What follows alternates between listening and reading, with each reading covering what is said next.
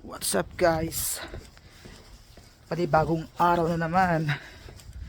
So for today's video, susubukan kong kumuha ng license or magtanong kung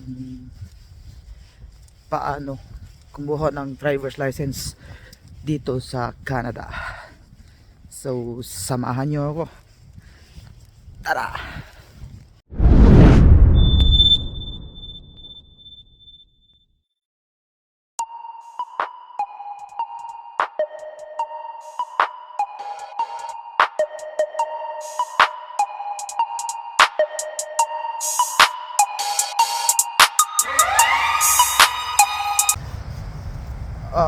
Nga pala guys, pwede naman akong mag-drive dito sa Canada kahit wala pa akong driver's license, Canadian driver's license. Pero mayroon kasi akong Philippine driver's license. So yun, valid po yun ng 3 months. Yun po ang international law about sa driver's license. Meron din akong international license. Valid po yun ng 1 year. Pero gusto ko lang kumuha ng Ontario driver's license. Para naman, alam nyo na, kasi may expiration yung mga buwan dito eh. Valid lang yung Philippine driver's license dito ng 3 months. Andun din sa website ng Canada. Ito, tingnan nyo to. Yan. Diyan, yan. Tapos yun. So update ko kayo mamaya kung ano yung mga requirements or ano yung sasabihin nila sa akin mamaya.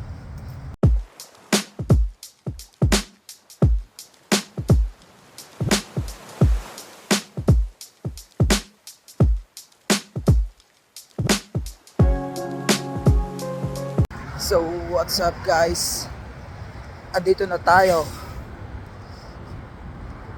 Wow, ganda dito ah, park. So ayan,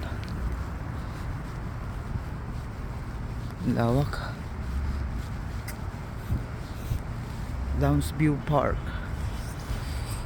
Ayan.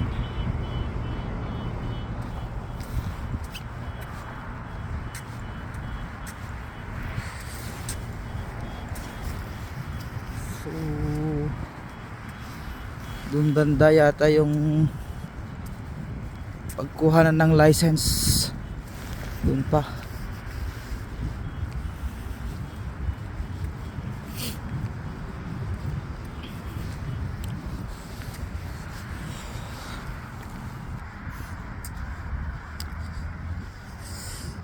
Ayun,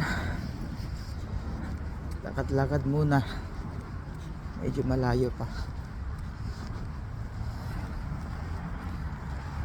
Ganda dito oh.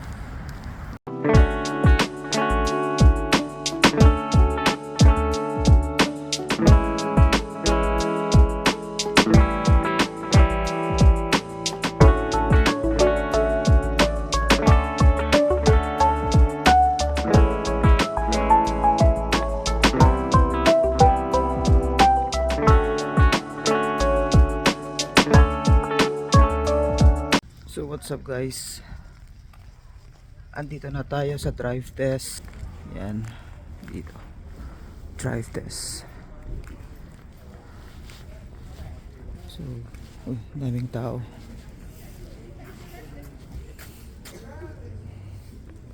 Daming tao.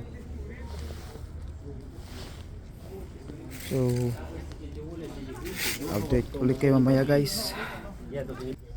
Bye. So update lang guys, nandito na tayo sa loob. Nag-fill up na rin ako ng mga forms nila.